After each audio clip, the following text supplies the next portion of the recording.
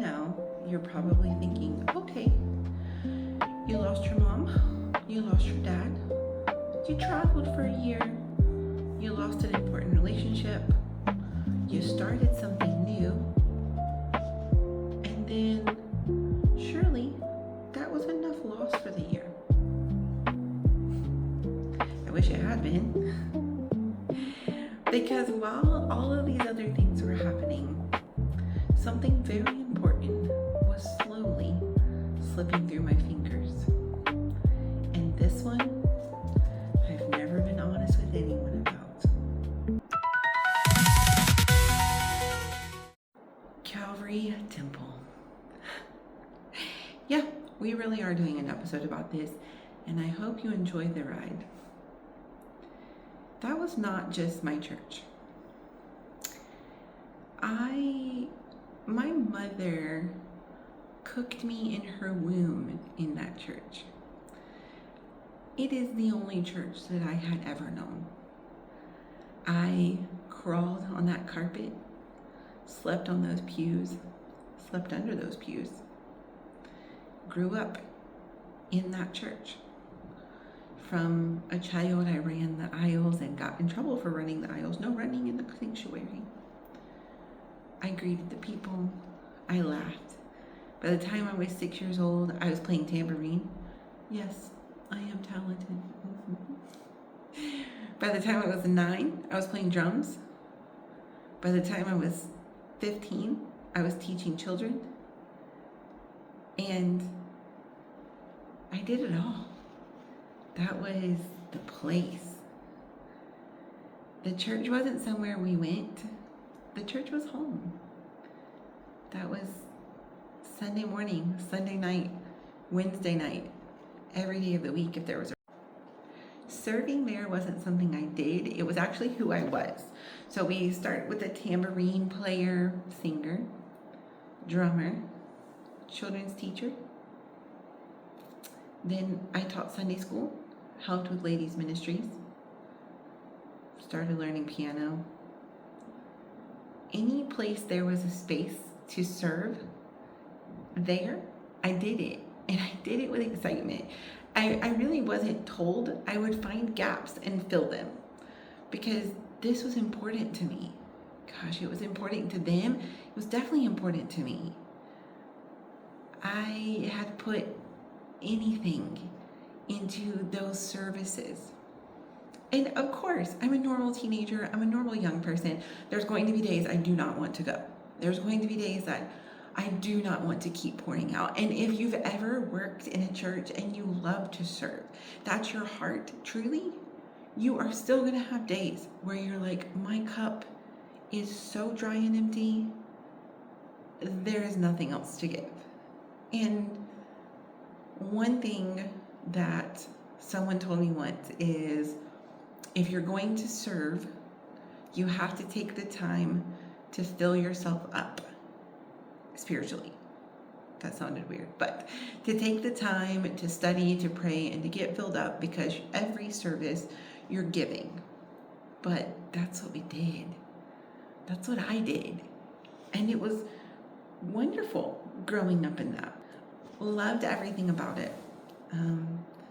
There was something about even the Saturday nights in my home. Saturday nights at our house were filled with Dad stealing away to study and to pray, Mom getting her dresses picked out, trying on outfit after outfit to see what might match what Dad had picked out to wear, because Dad was very particular about his suits. When he was well and capable, he picked them out on Saturday. He had a routine. We'd get home early enough on Saturday. He'd pick out his suit, what color shirt he wanted to wear, the tie, ironed everything, including his handkerchief and his dollar bills that will go into offering, hung it all up, gathered his things, gave Mom her kisses, and went out to his prayer room. And he was there for hours. While he was there, she would go into her closet and try on outfit after outfit and ask me my opinion about what would match Dad that Sunday. It's a huge deal in the Pentecostal realm to have matching outfits, or it was then. I think people have moved away from it because some people thought it was weird.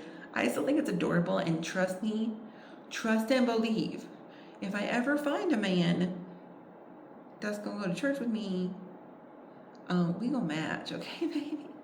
We gonna look good too. Let people judge. We gonna match. So she would, like, that was the atmosphere on a Saturday. Nobody was really watching TV or chilling. We're preparing for Sunday. Dad would send out his last little text messages and get up early Sunday morning to make sure he sent them out again, to make sure he's telling people Sunday school's coming. Don't forget Sunday school. Even the air in the house on Saturday night and Sunday morning felt different to me. It was just an atmosphere focused on a singular purpose, and we were all in one mind and one accord, preparing for something great. I have to say that was a huge part of my identity. 80% of who I was that church. I love those people. I loved serving. I enjoyed going, and even on days when I was sick, I would get up and try to go. And I know my sister thought I was doing it to please Dad, but there was still something in me that was more than just pleasing Dad. That was sure a part of it. I mean, of course, it's the pastor that I live with. And when he stopped being able to see, I had to drive him there. So if I didn't go, we gonna be kind of without a pastor. So I was very dedicated, but there was also that part of me that I just absolutely loved them. And when Mom started getting sick, I kind of unintentionally had to take over the pastor's wife role. And in that, I did bulletins and planned events, greeted the people, made sure I checked on everyone, and answered the text messages, sent out the prayer chains, and started the Facebook page. Whatever it was, whatever gap, I was there.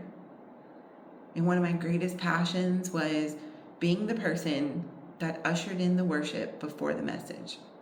Dad would tell me his message title sometimes 2 minutes before he got up there, and sometimes the night before, which is what I preferred. And I would pick a song that aligned with the message title and get up there and do my best. I'm not the best singer. I know there's people who probably make fun of me or think that it's ridiculous that I even try. But the truth of the matter is, when I sit on that pew, that seat behind the piano, supporting a man of God, I'm in my purpose. At least that's how I felt. It was such the place that I wanted to be. I loved it. That was my favorite part. I loved playing the drums. I loved teaching the children. I loved those things, but that every time felt like this is where God can use me. When Dad passed away, my sister and I went back to the church. I don't remember what day it was. It wasn't a service day. The place was empty. And we walked up there and sat on the stage. It was the one place that we both still felt close to Dad. And it felt like our safe spot. I don't know how many times when we would be finding ourselves in emotional or mental turmoil that we would go to the church on a random day after work or just because and lay on the floor before God. It was God's house. But it was our house and it was safe. And we sat on that stage after he passed and sat in silence for a while, looking out at the congregation that was empty, the empty shell. And she said, "How are we going to do this anymore?" And this is the part that I've never shared with anyone that scares me to talk about.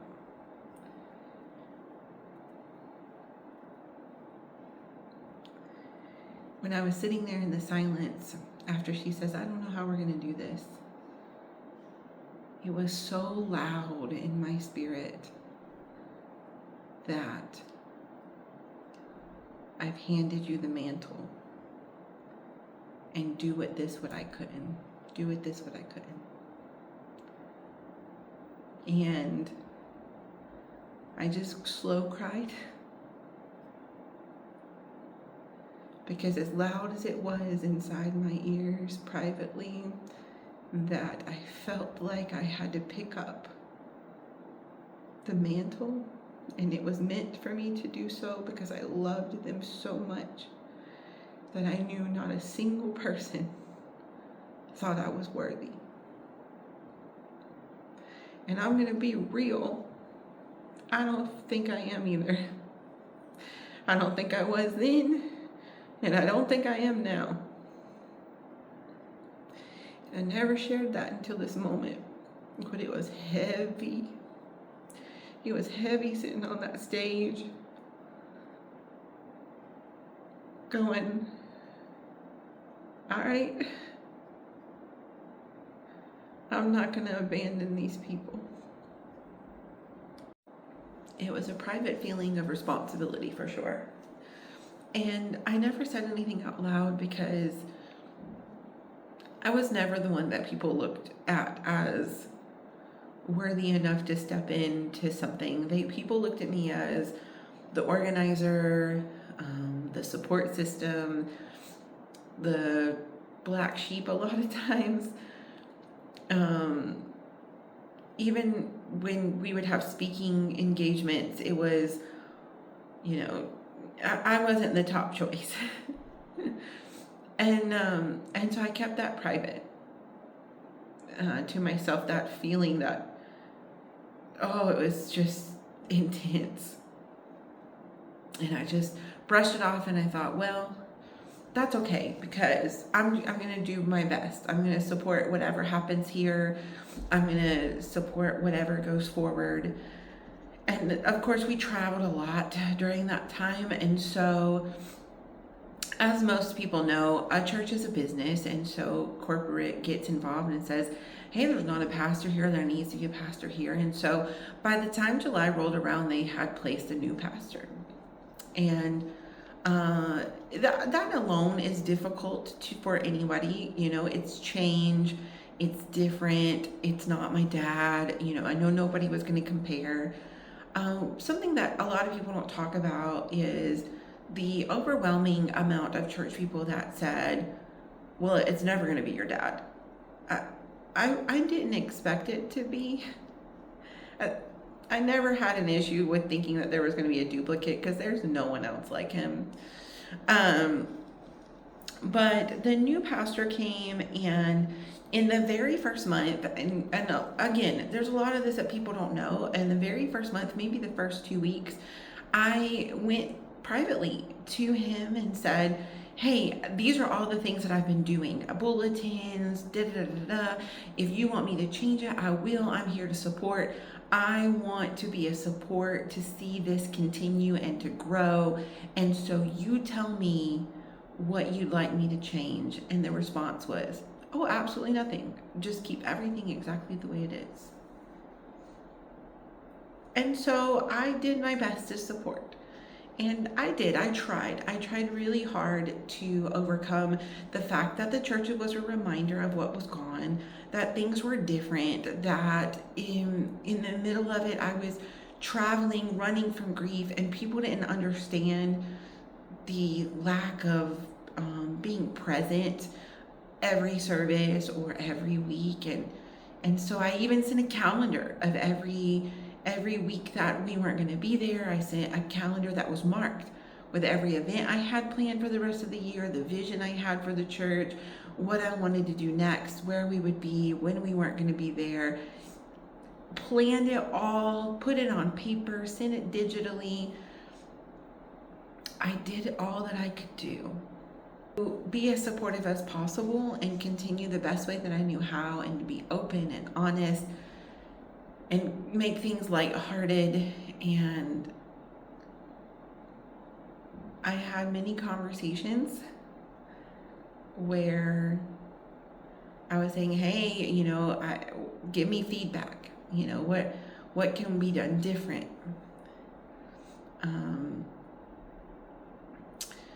But the truth of the matter was the transition was hard. My sister was done really quickly. She wanted to be done with it. It was difficult to deal with. It was hard to see someone else stand in the same spot where Dad stood and played his guitar. Those things are difficult to overcome. And I know a lot of people have faced that. You know, the loss of a pastor is hard anyways, even if it's not your father. And then for it to be your father, your best friend, your pastor gone, and now there's a replacement so quickly and so vastly different, it had its toll. But what made it worse is in that season, there were hiccups. And despite how hard I tried,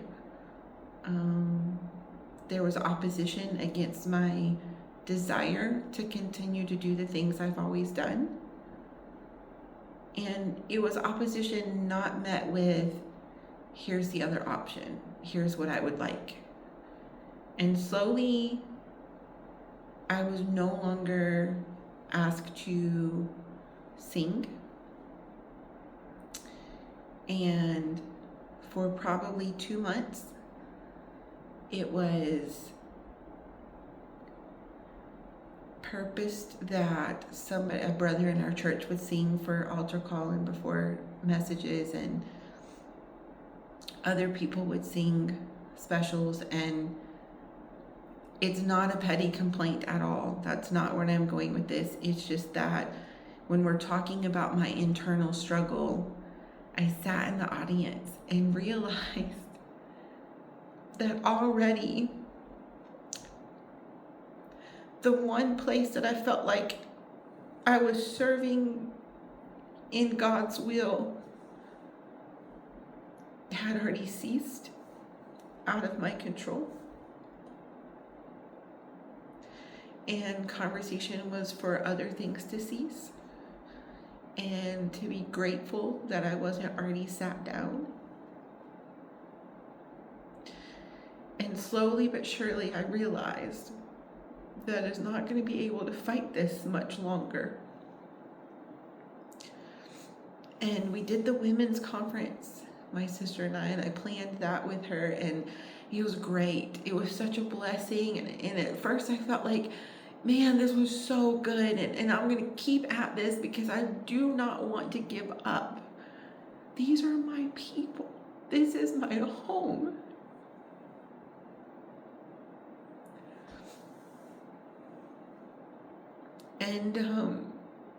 And so we planned that.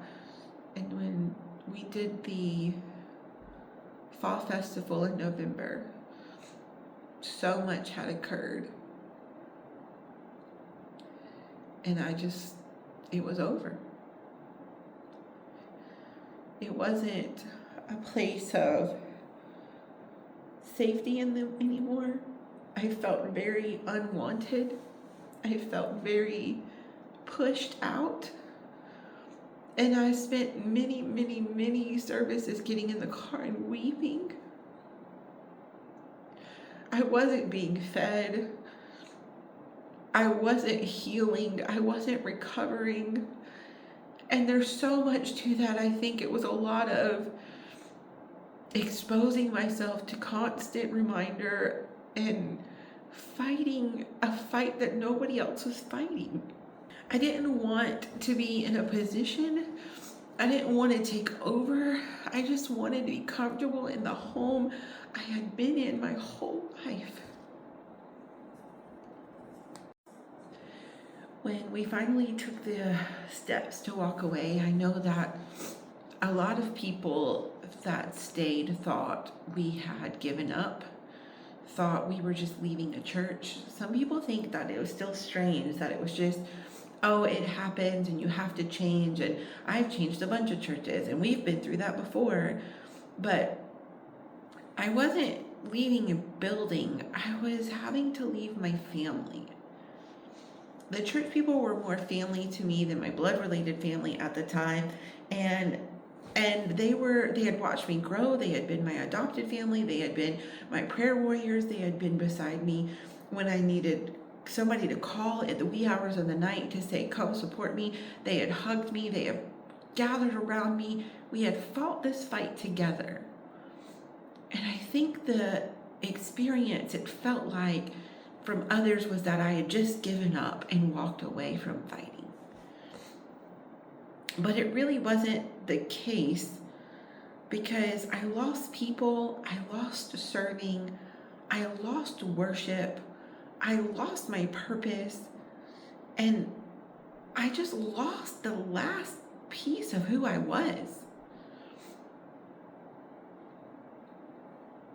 And when you think about through the first 7 episodes of this, I am saying, I'm constantly saying, what's my purpose? What am I doing? What am I fighting? What am I living for? In the last 7 episodes, we connect all these pieces, but this was the last dry piece thrown on flames to blow up the last pieces to turn into ashes. This was it. The log on the fire. The straw that broke the camel's back, so to speak. We've been watching my life burn to ashes, but this was the final place.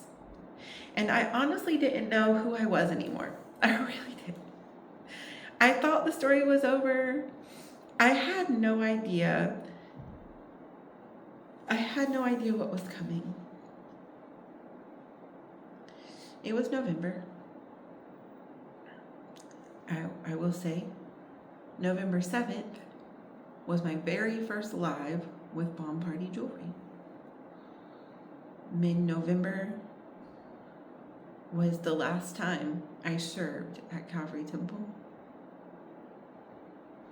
December was when my special relationship ended. We finished our running for that year.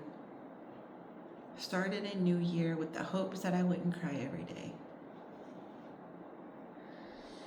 And little did I know that one unexpected yes, one live stream, one friendship were about to become the sparks of rebuilding something fresh.